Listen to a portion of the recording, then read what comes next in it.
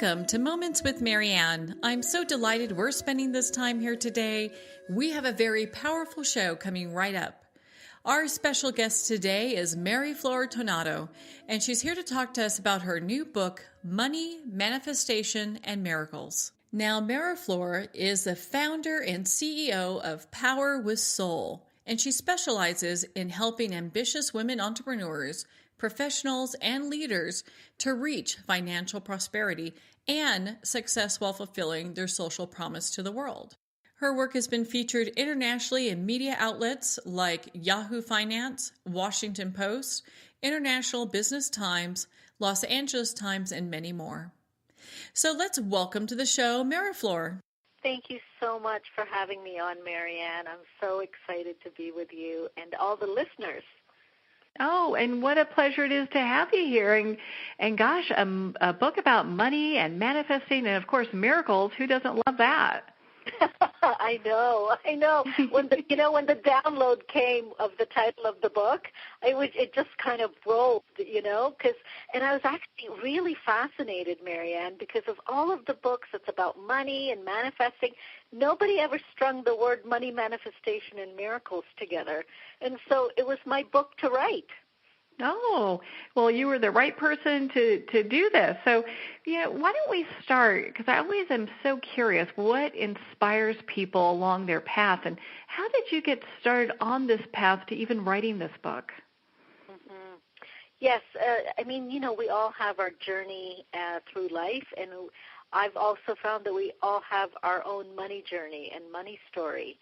And really, for me, the pivotal aspect of getting started on this journey is that when I was in my early 20s, I was a young single mother struggling to live paycheck to paycheck and really thinking, oh my goodness, what kind of a future do I want to have for me and my daughter?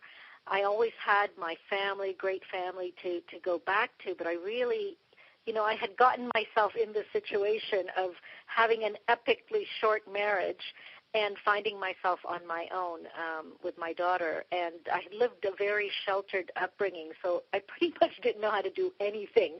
But in this one thing, I said, I am going to make this work, and I'm going to make money work for me, not me, being the servant to me, not the other way around. Mm-hmm. And, I always had this really interesting situation where when you get to that point where you're really feeling down and you're at your lowest point, that can be the biggest gift in terms of the gift of failure, what I call it. And because in that moment, you've got nothing left. You're going to go, there's no way else to go down, so you're going to go up at some point. And I thought, you know what, I'm going to make this the way I want it to be. And I knew that money holds in our society anyways, you either have it or you don't, and it can sometimes reflect, the quality of the kind of life and future you can have. So I really got down to finding out what my own fears and what my emotions were regarding money. And then along the way, I met my soulmate, my husband, and, life was reinvented. I went into corporate and had such a successful career.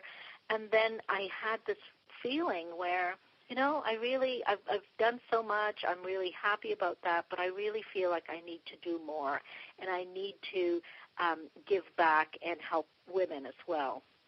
And so when I started my company, Power with Soul, my international coaching company, I started to really see this pattern with women regarding money, that it could actually affect their results in terms of their business income or the success of their career, or it could hold them back in some way because, I've since learned that really money is a mirror for whatever else is happening in our lives.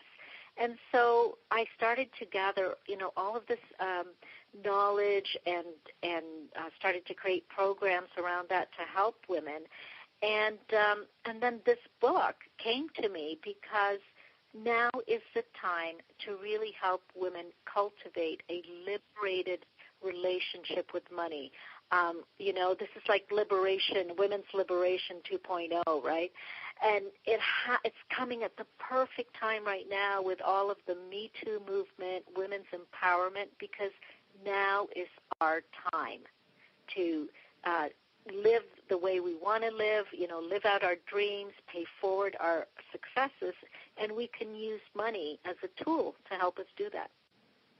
Well, and I'm so glad that you not only wrote this book, but you have this distinction between, how men have relationships with money and how women have relationships with money. And I'd love for you to expand on that. Like, what are some of the differences for women? Yes, so that's a very interesting. I call this a unique feminine connection to money, because for us we all have a relationship with money, both women and men, absolutely, just like you say. And at the same time, to better understand why we as women have this unique relationship with money, we actually have to go back into our physiology, into understanding the female brain. I know it sounds kind of funny, Marianne, but stay with me here. So the female brain has considerably more connecting brain cells than the male brain. And I'm not surprised. So with this is why we can multitask like crazy, right? Because we have more connecting brain cells. And women have a larger capacity for emotion, for language, for communication, and even for memory. And so I kind of laugh at this when I say to women is, when you're talking to your partner, your husband, or whomever, and he's not listening to you because he's reading the newspaper and so forth, you probably think your feelings are hurt because he's not listening to you. But it's actually a physiological thing that he can only focus on one thing at a time, as opposed to you focusing on myriad of things at one time because of the larger connections of brain cells for women. But anyways, so the next time that happens, don't get mad. It's not their fault. It's not their fault, right? Exactly. Well, it's funny because I ended up laughing when I read that, and I said this to my husband. He goes, "Okay, there it is. There's the reason." But anyways, so for women, we take this into how we view money. Because for women, we actually, money isn't straightforward like it is for men. For us, we don't see money in isolation. Rather, we see it as a connection and relationships and meaning.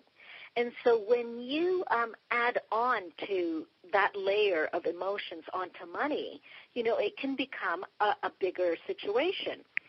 And that's when you have women, when we're making financial-related decisions, we take into consideration what our relationships, how it will impact us and our family and so forth. And so, because for women, money is really an extension and an expression of love for ourselves and for family, friends, and helping others who don't have very much, and we want to help and share with that. And so, that's the feminine connection to money that is so important, because imagine, Marianne, if we can empower more women with money, that the kind of good impact in bettering the world that we can make. Yes. It's really interesting because, a lot of women, when I was reading this, I was like, oh, my goodness, this makes perfect sense. Because there's so many women that have such angst with money. It comes up and it's like, ooh, I'm barely making it. I have hardly enough to pay my bills. It's not like they're having this really abundant relationship with money. No, it's not. And, and one of the other reasons, Marianne, you really, talked about the angst, and that is really, really true. Because and the angst translates into results and outcomes.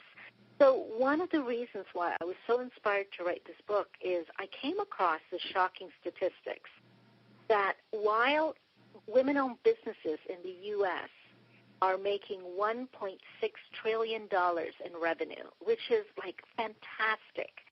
Even with that information, though, 3.3% of them are only making over $500,000 or more, and less than 2% are making seven figures, over $1 million. And I thought, oh my goodness, imagine from 1.3 trillion to 3.3 barely making it over 500,000. So, wow. that was really, for me, is like we have to change this current state of affairs, because we have to turn this around and help women get to what is at the core of that conflict, so that once that's addressed, I mean, I've seen it time and time again, because I work with so many women, you know, in all walks of life. And once they get it and once they release it, oh my goodness, as I say, never get in the way of a woman on a mission. For sure. Right? For Get out of the way, right? Without a doubt. Well, and so, you know, what are some of the things that you're seeing, you know, because we talk about this great amounts of money, but at the same time, there's something that's obviously holding them back if the percentages are so low. Mm-hmm. Yeah. And, you know, what it comes down to is that there's a connection with the sense of self-confidence. Mm-hmm. Because now, after working with so many women, you know, all walks of life, I have personally witnessed this, and I felt this within myself as well, is that regardless of age, their income, or educational levels, women, and many of them, privately struggle with valuing themselves and their worth. And when that happens, that actually impacts your results, like to either, you know, move forward in your business or your career, you know, to get to that next level of whichever level it is that you need to get to in order to grow. And so I looked at that. So self-confidence is one of the, you know, the core symptoms. And then I said, but what is the actual root of the cause? And so the root cause that it points to has little to do with women's motivation, their intellect, their spirit, or their motivation, but it has to do with the quality of their relationship with money. Because that's where, and the reason why I focus on that is as a lens, because I find that it's the fastest way to get to where a woman may be holding herself back. Because money is so tangible, isn't it? Like it's either there or it isn't. And so that's a way for me to get a sense of, you know, where are they holding themselves back and where they could be, you know, sabotaging themselves in terms of their success. So are you finding that a lot of the reasons that they're holding themselves back probably have something to do with something they've been told or taught in childhood? Oh, yeah. I mean, you know, there's a part in the book where I talk about what does family have to do with it? Mm-hmm.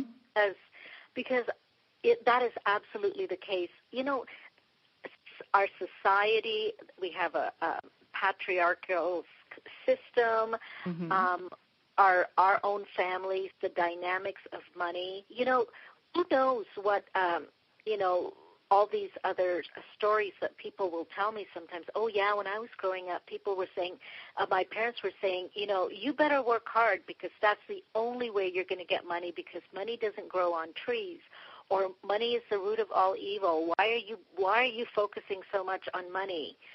You know, go help other people instead, right?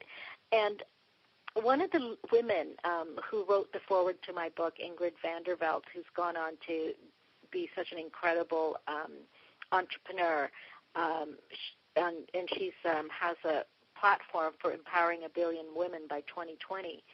And one of the things that she said to me was she was always conflicted with money because she wanted to be a missionary. She wanted to help all these people, but then society has this notion that money is bad.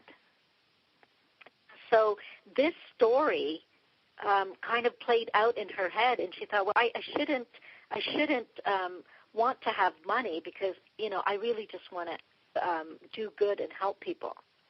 But, the funniest thing about that is that even Mother Teresa, who was helping the poor, the sick, all of that, once said, it takes a checkbook to change the world. Without a doubt. And yeah, and exactly. And so, I put that in the book because anybody, and I have had this conflict myself, that anybody who wants to make a difference in our physical world, money will help us. Money can be the tool and the vehicle to help us get to accomplish what it is that we want to accomplish. Yeah, it's interesting. I've had friends that have had, and this is why your book is probably so timely. I was actually talking to a friend of mine just the other day, and she grew up in a very wealthy family, but their angst with money was like, it was kind of like something that the parents would use to get attention from the kids. So to be able to even hold on to money now, she doesn't even like to do that because she looks at it as a form of manipulation. So when we look at these different root causes, it's just kind of astounding what's kind of behind it all. Yeah. No, it's absolutely fascinating because, like you say, that's the dynamic in her family. So it's a sense of manipulation. Some people will, connect it to affection. Some people connect it to either success. And you're going to laugh at this, but I came across this study. It's called the Women in Power Study. And it says that in the United States, in households of 200,000 or more, many women still fear that they may become a bag lady at some point. Oh, wow. That they fear that even if they're successful, that they might lose it all, that somehow they don't deserve to have it. And so, again, we come back to this reflection of self-worth and self-confidence. And, so it's fascinating. Oh, it's completely, no, it's okay. It's completely fascinating because I, just your book goes over so much. It was so funny just how these things would start popping up with different people I knew. It's like, oh my goodness, you see these examples every day. And so once they are identified and you're saying, okay, well, the root cause is this, what are some ways that they can kind of solve this problem to kind of move on? Yeah, and this is what this book is about. It really is to any woman right now who's listening, or a woman who may be experiencing this, and share it with her. There's two things to keep in mind. First is a mindset piece, and the second is actual actions. So the mindset piece is then, and really take this in, ladies, is whatever your past or your current challenges are with money, they don't define who you are, and it doesn't dictate your future because you are the one in charge of your destiny. You are the one that has a choice of every single moment of what you're going to do to change and make a shift. And a very practical way here is to turn inward, look within, and identify what is the root cause for me that is generating this type of results that I have in my life and in my bank account, for instance. And take a look at that and then read this book and use all of the step-by-step guide, because this book will help you release all that. It will definitely give you a lot of clarity and awareness and a lot of aha, because I document a lot of the case studies as well of different stories of different women. And, women will read this and say, oh, my God, I know who that is, or that's me, or because you're not alone. And this book is exactly that. It is a guide, and it's step by step, and it's going to help you to really identify and isolate what is that conflict for me regarding money, and now that I know that, apply those exercises that I have for a download in the book, and really use that as a way to start to increase your level of self-confidence. And try them out. And then pretty soon what's going to happen is you're going to start to feel like a new day is the horizon, as Oprah just said in her Golden Globe speech, that it's really about taking that courageous step and, repeating it and making changes where necessary to suit your life. Mm-hmm. Be able to move forward. One of the things you have in your book that I just really love and appreciate, you talk about keeping a money gratitude journal. Where did that come from? Oh, yes. That's one of my favorite things, one of my favorite strategies. So everything, the way in which the universe works is whatever you focus on expands. It grows. So if we give focus and attention to fear and negativity, at some point you're going to experience that in your external world. And likewise, if you give attention to gratitude, to abundance, to joy, that will be your experience in your life as well. And so many people are familiar with journaling, and many people have heard of gratitude journals as well. And so I wanted to take that concept and I wanted to expand it to have a gratitude journal related to money. So you write about things that you're grateful for, and it could be something really, really simple. So, for example, one day I went to the store and I bought certain things, and I get to the checkout counter, and I remembered that I had a gift card. So I was so excited because I didn't actually paid for it. In a way, the universe paid for it because somebody gave it to me, So I was really excited about that. Then I was on my way to meet my friend for lunch, and she said, "This is a treat. I'm treating you for lunch." And so I didn't pull out my wallet again. So I was just, I was humming. I'm thinking, this is a good day. And then I get to the coffee shop, and I won a free drink. And I thought, oh, my God, I've got so many things to write in my money gratitude journal. And then I get home, and I had been waiting for this check that arrived that day. So that was like a fantastically abundant day. And even if it was just the finding the gift card or winning the drink at the coffee shop, I think that, that's a little thing that you can put in. And then once you start noticing those, you're going to notice more and more and more and more. And it grows and it expands.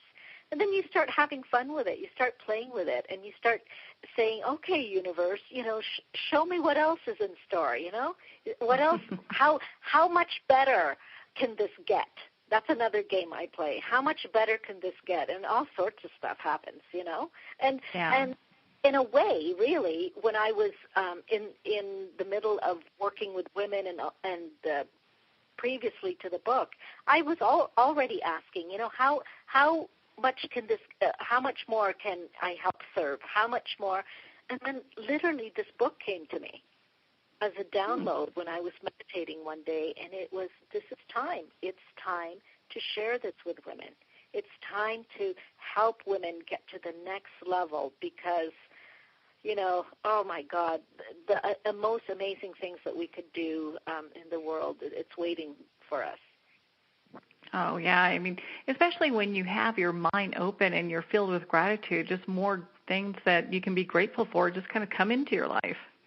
Oh, yes. And this is really an interesting thing that has happened because this book is really also my lived experience. So I've had all these little experiments. And when I started to look at the world through the lens of almost going back to childlike, and I'm not saying Pollyannish or, being completely naive, but that childlike thinking of the universe as, wow, it's so abundant, and there are so many miracles that can happen, right? And I started to think that way, and it's, this book, the manifestation of this book is actually a miracle, because I just on a lark, I really love New World Library, who is my publisher, and I thought, you know what, I'm going to get in touch with the president, and talk to him about this book, right? Which you don't, by the way, do in the literary world. You just don't do it. But seeing it from a childlike point of view, it's why not? Why not? Right? And this was the fastest kind of speed at which this all happened that I've seen. So it really feels like I've used all of the steps that are in the book. And so for anyone listening to us and you're feeling really inspired, go for it and enjoy the process, and know that the time has come, that because there are no coincidences, the time has come for you to release what is no longer serving you. Yeah, and move forward for sure. Well, and in your book, you talk about financial starting point. What is that, and why is it important? So financial starting point, so for us to know with any goal, for us to know where we want to go, we have to know where we're starting from.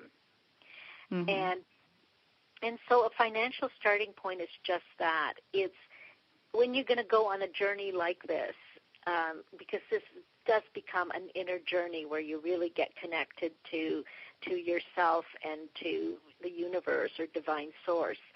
And, you look at it from the point of view of assessing what sort of, fears and doubts, what's your outlook and viewpoint has been regarding money. And so you look at that from a starting point, and then you look at where is it that I want to be in like 6 months' time or a year time with this relationship with money. And so, for instance, when I work with my clients, I have them complete, and you can download this, by the way, that's the exercises in the book.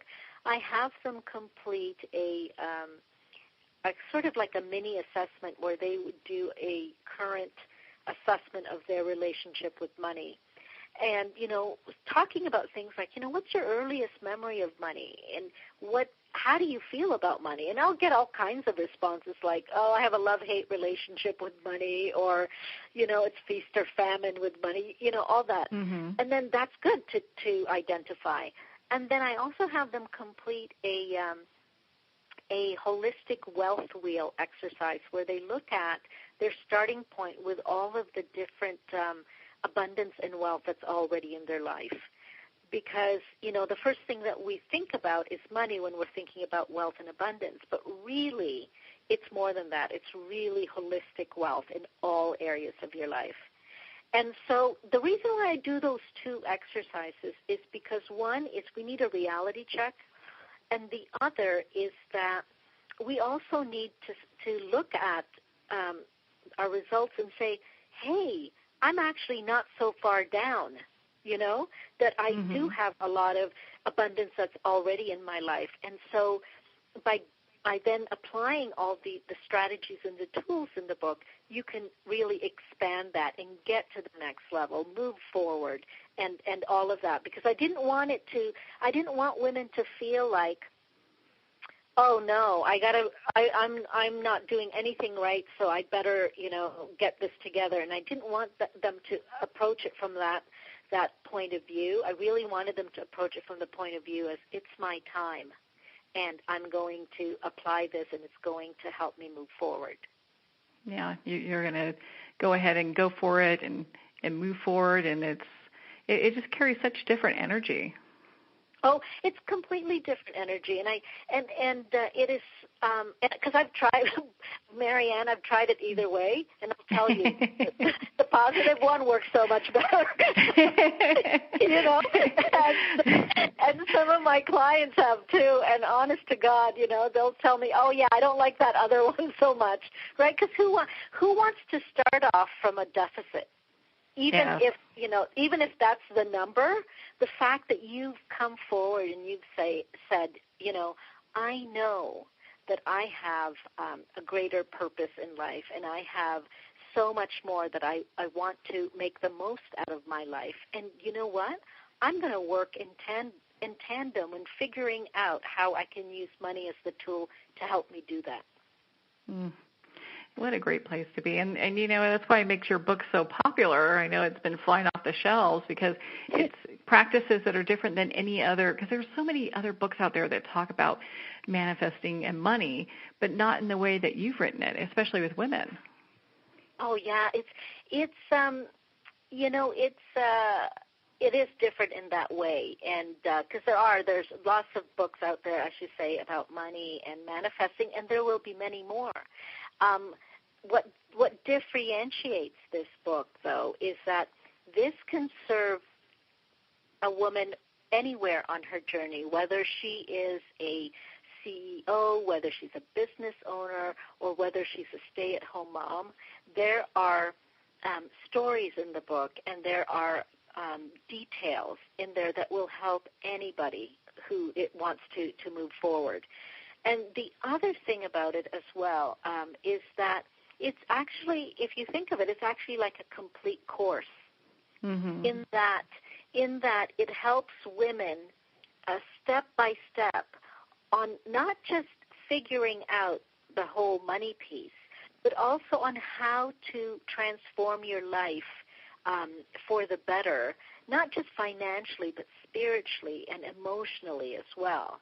And so there's this, really nice balance, and also coming from the place that understanding that when women are empowered with money, they become difference makers. And that is the huge message of this book. On average, women reinvest 90 cents of every dollar that they earn back to family, back to health, nutrition, and education. And so that is really huge. And so we want women to succeed. We want women to do as well as they can, because when women succeed, we really all do succeed. Yeah, and everyone's able to move forward. Yeah, everyone's able to move forward. And I tell you, Marianne, it gives me, it brings tears to my eyes every time on any level I see women doing well, progressing. I mean, the Olympic things, I love seeing women doing well there. I love seeing women do well on all walks of life. And it actually brings a little tear, because usually, there's always some sort of a struggle that's had to happen inward, right? And and if you look at, the entire world and all of the women, we have so much more work to do to help the sisterhood, don't we? Oh, my goodness. That's why we're having great conversations with fabulous, individuals like yourself today to, it's allowing women to look at not only money, but their relationship with money in a new way, and just what's possible. Yeah, exactly, what's possible.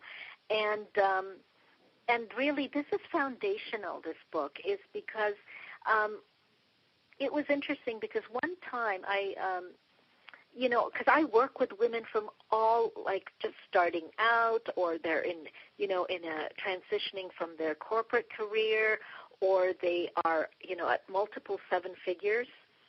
It's so interesting because they're all feeling the same things, but just at a different level. Yeah, for sure. So this is a universal aspect of, at first when I was writing the book, people were saying, what, relationship with money? What do you mean relationship with money? And I said, listen, money is, anything that you have a relationship with is something that you think about, you talk about often, it preoccupies your mind, and you end up, having some kind of exchange with it. I said, do you not have that with money? Oh yeah. And then you start scratching the surface and you start hearing the stories, and a lot of the stories is either how I took my power back or I lost it. Well, yeah, it's either way. Well, and it's great to share those stories because people can relate. As they're hearing it, they're going, gosh, you know what? That's what I'm going through right now. Or, these are things I need to overcome. Yeah, absolutely. And with this book, actually, it's really spurned on a lot of women money circles in terms of having a sacred space for women to really talk about this in such a way that it's out in the open, not from a place of any shame or any fear or any doubt. Rather, it's coming from a place of this is now bubbled up to the surface, and I can now address it so that I can be free of it. Mm-hmm. And I tell you, when I figured out all these steps that are in here, I started to sleep pretty well. I bet. I bet you got really good sleep. Yeah, it was really good sleep because, it's just that kind of a feeling of of just taking in the world in a different way. And I just, I want to be able to share and to let women know that, my goodness, there's so much abundance waiting for you because abundance is your natural state, and it always has been. And what happens is life gets in the way. We end up believing other things that we may have thought was right for us, but it isn't. And, everybody's on a journey. And wherever this book is finding women, that's because it's time for that brilliant woman to really come into her own. And be able to move past any fears or worries or blocks in regards to money. And that kind of leads me to my next question, because you talk about, and we've kind of been touching on it a little bit, but you talk about core manifestation process. So what is that, and how can we start using that in our lives? Okay. Well, that is, one of the things that I wanted to put in this book is that core manifesting process, because I've used it quite successfully in my life. Mm-hmm.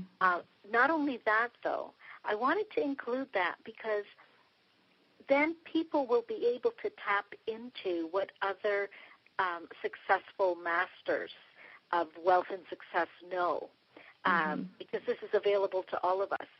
So we are manifestors. We're actually manifest something all the time, whether it's good or not so good. That is just the nature of manifesting, because I'm sure people have heard of the law of attraction, like attracts like, and so forth. Well, so the manifesting process is really a 4-step process that I call it a system that I ended up learning from many, many masters, and I put them together to make sense of it for my life. And so it's really simple. So step number 1 is get clear and ask the universe for what you want. Half of the battle is that people aren't clear and they don't really know what they want, so it gets like a wishy-washy result. So get clear and ask the universe for what you want. Number 2, visualize what you want, but visualize it in a way that you're receiving it. So you're feeling that moment. You're in the moment. And I will tell you, Marianne, when I was writing this book, I was already feeling the holding the book as a finished product. And I didn't even know who the publisher was going to be at the time. That's no clue. Fabulous. You'd love that. Oh, yeah. It's just it happened so quickly afterwards. It's almost, so then you visualize it. Then you release the outcome. And you practice active faith that is whatever for your highest good is going to come to pass. And this is where we get very, we want to control the outcome. Everybody wants to do that, right? Mm-hmm. And so they're constantly either thinking about it, I hope it really comes true. What if it doesn't come true? Like all this rumination, it ruins the energy. So, and people do that so often, where they'll manifest it and let it go, and then they drag it back, and kind of feed it with more manifestation. So here you are. So you've just visualized, because you've asked the universe what you wanted, you've visualized, and then every time after you visualize, you release it. You just release and you say, may this or something even better now come into manifestation for the highest good of all. Ooh, I love that. Oh, that's from Mark Allen. I love him. President of the World Library. Okay. So he's one of a great teacher as well. And so you take that and then you let that go into the universe, and you go about your day practicing active faith in that whatever is for my highest good is going to come to pass. And most of the time, I've found that when whatever we picture in our head is actually quite limited, in that the universe has something even better, something even bigger than we would have thought, right? So stop trying to control what's going to happen, right? This isn't. Oh, yeah. So then, after you do that, you have to practice the active faith aspect by taking aligned actions. So you're going to, once you start doing this, people are going to come to you, people, resources, and situations will start to present themselves to you. And in that, do you like this one? Is this what you were talking about? It's almost like the universe is offering up options, right? And and some people aren't attuned to that. You just have to be really attuned to it. Anytime I was manifesting, with writing this book and so forth, possibilities started coming up to me. All of a sudden I'll be reading a book and I'll read about something else. Oh, I was just thinking about that, right? Because you're doing this attraction. And so the operative word there, though, is taking action. We, as all manifestors, have to take action because we live in a universe that is physical. Everything has to, you can co-create with the universe, definitely, but the universe needs you to do your part on this physical plane to take action. And so you can't sit there and go, oh, my God, I have done the best visualization. I asked, and then, your phone rings and you're invited to some event where it's for, it's going to move you further in your career or your business, and you say, oh, no, thanks, not knowing that could have led to something else, right? So, you do have to practice discernment. Of course you do. At the same time, a lot of people think, I only want it to come in this form, so I don't want to consider anything else. And that happens a lot too. That's that too, Mary. I was like, oops. They're waiting for what they consider perfect, and they're missing all the opportunities.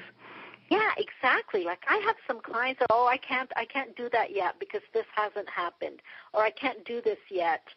Oh my God, I had one client, brilliant woman. She didn't want to give a speech at this particular place because she wasn't ready for it.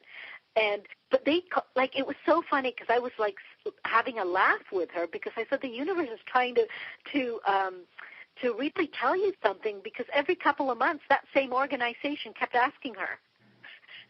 So it was, and she was doing the core manifesting process and all of that, and then she actually went and did this amazing, keynote speech there, and that keynote speech was heard by so many other people who then invited her to the platforms that she wanted to be at. Oh. So the universe is very, very wise. Yeah.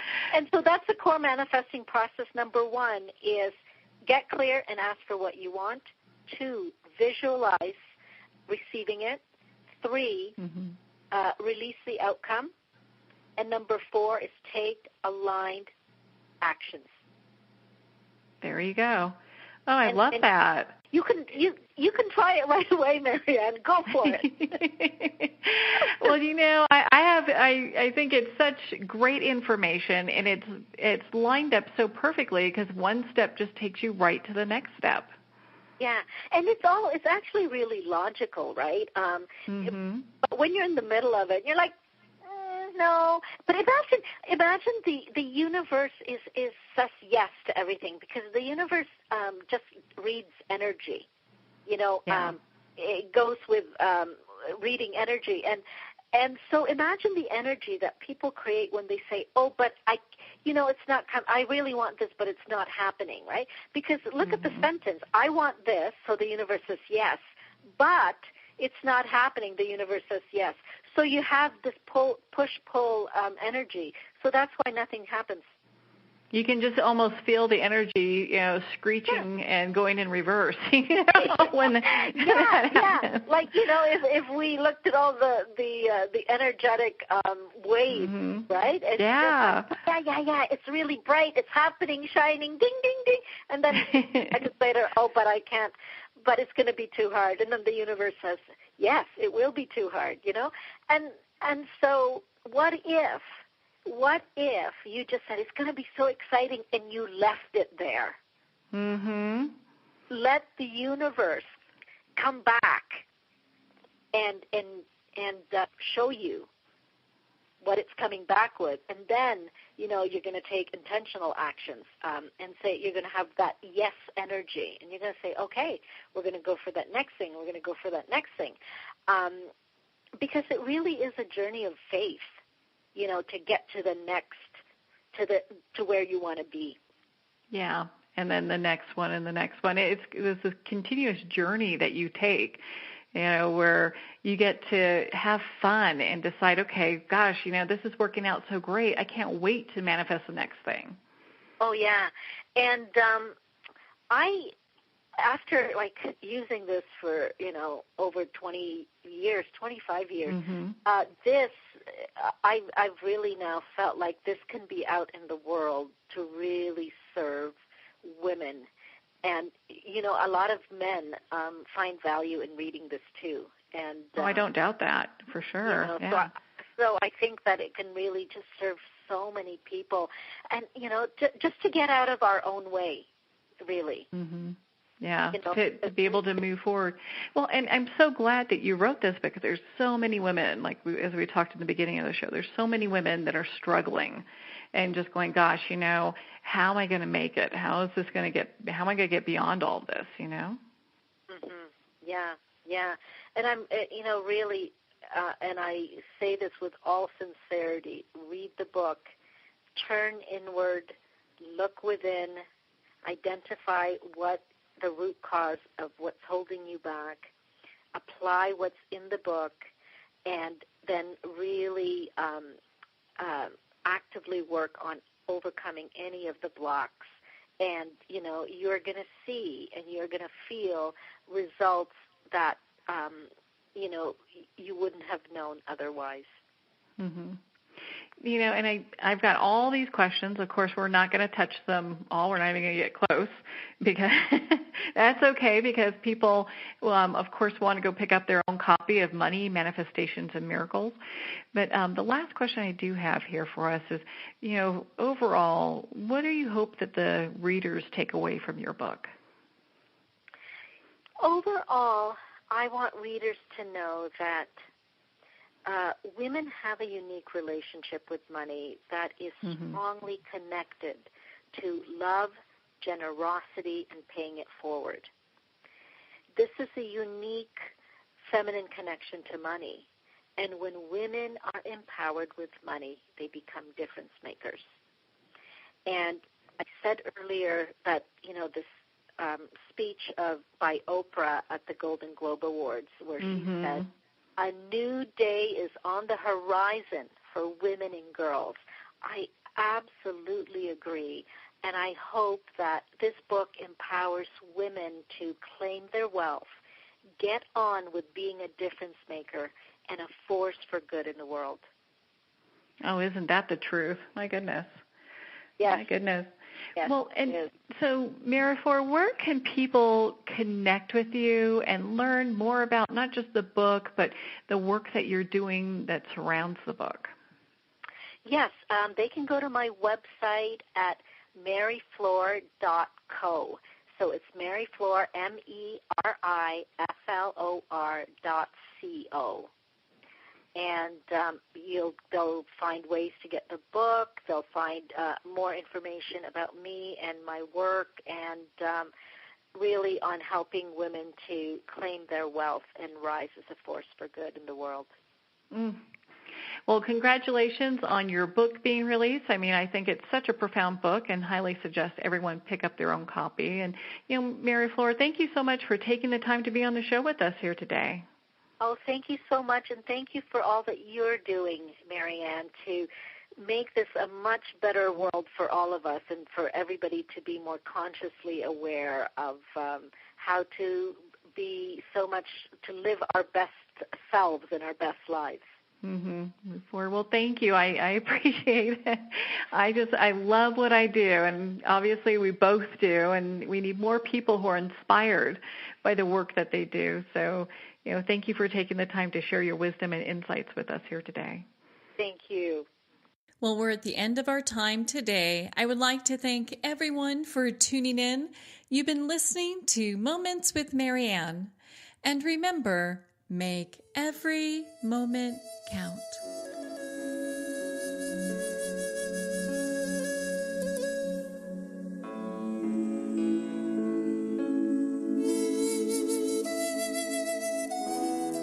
In a single moment, your life can change. Moments with Marianne is a transformative hour that covers an endless array of topics with the best of the best. Her guests are leaders in their fields, ranging from inspirational authors, top industry leaders, and business and spiritual entrepreneurs. Each guest is gifted and a true visionary, a recognized leader in her own work, and while teaching others to develop, refocus, and grow, Marianne will bring the best guest and sometimes a special surprise. Don't miss this. You never know just which moment will change your life forever. Moments with Marianne airs every Thursday, Friday, and Sunday at 8 p.m. Eastern, 6 p.m. Mountain Time. Make sure to tune in and visit momentswithmarianne.com for more information.